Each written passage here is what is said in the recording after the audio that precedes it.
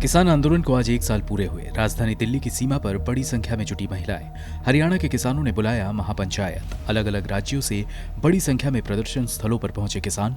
बीते साल 26 नवंबर को ही किसानों ने किया था दिल्ली कूच, लेकिन सीमा पर ही वाटर कैनन और बल प्रयोग से रोक दिए गए थे किसान।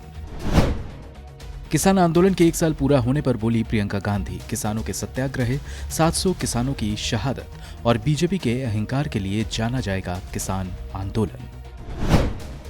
किसान के आंदोलन को 1 साल पूरा होने पर बोले दिल्ली के मुख्यमंत्री अरविंद केजरीवाल, दुनिया के इतिहास में ये सबसे बड़ा आंदोलन अब किसानों की जीत हुई। सत्ता पक्ष ने किसानों को भड़काने में कोई कसर नहीं छोड़ी। 700 किसान शहीद हो गए।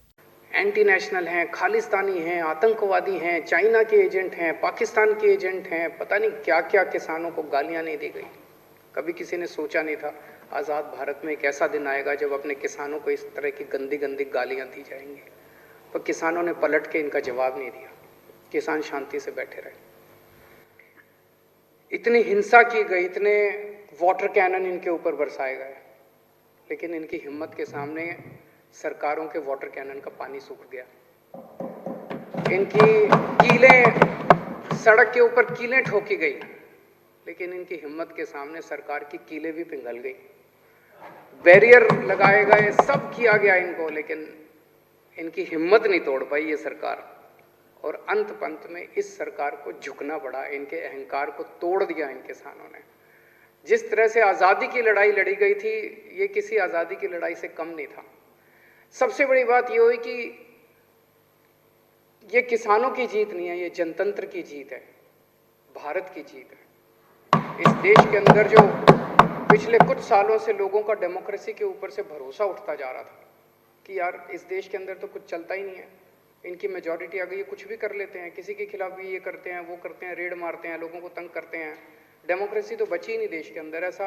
ऐसा इनको भी लगता है। इनसे जब प्राइवेट में बात करो, ये भी बहुत दुखी हैं, ये भी सारे बहुत दुखी हैं वो, लेकिन ऊपर से ऑर्डर आते हैं कि भाई यहाँ पे जो ज़्यादा तेज बोलेगा उसको पद मिलेगा। तो इनकी मजबूरी है, पर ये हैं सारे अपने ही, दिल से ये सारे अपने साथ हैं। सो जनतंत्र की जीत हुई है, जनतंत्र में लोगों का भरोसा बढ़ा है बहुत ज़्यादा। संविधान दिवस पर केंद्र की तरफ से आयोजित कार्यक्रम में कांग्रेस सहित 14 विपक्षी दलों ने किया बॉयकॉट। प्रेस कॉन्फ्रेंस करके बोले विपक्षी दलों को नहीं दिया जा रहा सम्मान। संसदीय प्रजातंत्र की विपक्ष की रहती है भूमिका। संविधान के तहत विपक्ष का रहना अनिवार्य। बीजेपी की सरकार निरंतर संवैधानिक संस्थाओं पर चोट पहुंचा रही है। संवैधानिक नियमों का उल्लंघन हो रहा है। संवैधानिक प्रजातांत्रिक प्रणाली पर निरंतर आघात है, चोट पहुंचती है। एक संसदीय प्रजातंत्र के अंदर प्रतिपक्ष की भूमिका रहती है। देश के संविधान में ये बात स्पष्ट है कि सत्ताधारी दल के साथ प्रतिपक्ष अनिवार्य है। 2 बरस पहले भी यही विषय उठा था।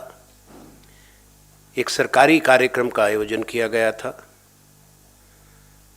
जिसमें विपक्ष की कोई भूमिका नहीं थी।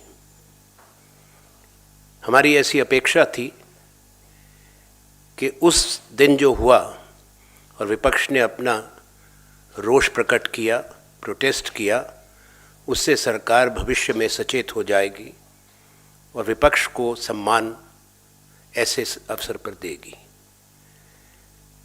जहां हम संविधान का सम्मान करते हुए, महामहिम राष्ट्रपति जी का सम्मान करते हुए ये बात स्पष्ट करना चाहते हैं कि अगर विपक्ष, चाहे नेता प्रतिपक्ष, विपक्षी दलों के नेताओं की संविधान दिवस के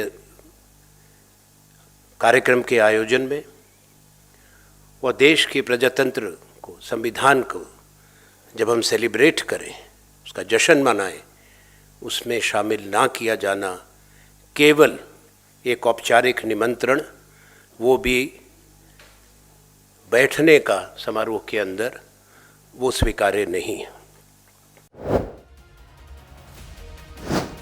और कोरोना के नए वेरिएंट से बाजार में हड़कंप मचा। संक्रमण के खतरे के साथ ही मार्केट में सेंसेक्स 1678 अंकों की आई गिरावट 2.87% की गिरावट के साथ 57,107 पर बंद हुए।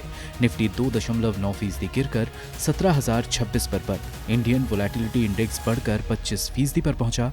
निवेशकों के डूब गए 4.5 लाख करोड़।